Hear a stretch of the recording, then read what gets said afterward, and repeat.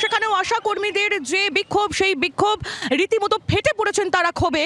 কারণ আশা কর্মীরা মেদিনীপুরে তারা অভিযোগ করছেন যে তারা যখন ট্রেনে উঠতে যাবেন সেই সময় তাদের বাধা দেওয়া হয়েছে পুলিশের তরফ থেকে। শুধু তাই নয়, টিকিট কাটতেও বাধা দেওয়া হয়েছে, এমনই অভিযোগ করছেন মেদিনীপুরের আশা কর্মীরা। ছবি তুলে ধরবো আপনাদের সামনে।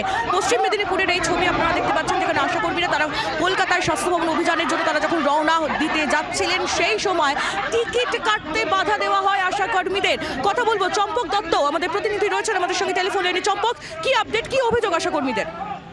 দেখো, আজকে স্বাস্থ্য ভবনে যাওয়ার জন্য তারা যখন মেদিনীপুর স্টেশনে এসে পৌঁছিল, সেই মেদিনীপুর স্টেশনে ঢোকার মুখেই কিন্তু পুলিশ বাধা দেয় এবং সেক্ষেত্রে পুলিশ সেখানে বাধা দেয় এবং তারপরে আশা করি তারা কিন্তু তারা ফ্লাইওভার যে রেল লাইন রয়েছে সেই রেল লাইনের উপর তারা কিন্তু শুয়ে পড়ে বিক্ষোভ অবরোধ শুরু করে। রীতিমতো ধস্তাধস্তি শুরু হয়ে যায় জিআরপিএফ এবং আরপিএফ এর সঙ্গে, এবং অবরোধ তোলার জন্য কিন্তু টেনে হিঁচিয়ে লাইনের উপর থেকে আশা কর্মী যারা ছিল তাদেরকে কিন্তু পুলিশ তারা আটক করে নিয়ে আসে। এবং সেক্ষেত্রে এই মুহূর্তে জিআরপি যে আউটপোস্ট রয়েছে মেদিনীপুর স্টেশনে, সেখানে আশা কর্মীদের সেখানে কিন্তু ডিটেন করে রাখা হয়েছে এবং তার আটক করে রাখা হয়েছে এই মুহূর্তে।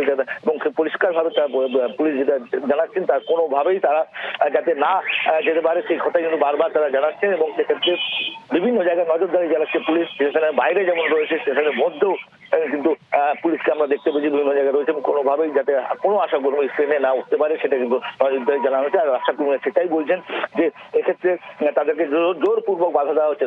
তাদেরকে ডাকা হয়েছে স্বাস্থ্য ভবন, তাদের যাওয়ার কথা, তাদের দাবি দেওয়া তোলার কথা রয়েছে। সেক্ষেত্রে সরকার ভয় পেয়েছে তাদের এই আন্দোলনকে, সেই কারণে তাদেরকে বাধা দেওয়া হচ্ছে। এই মুহূর্তে কিন্তু উত্তেজনা রয়েছে, তবে পরিস্থিতি নিয়ন্ত্রণে রয়েছে।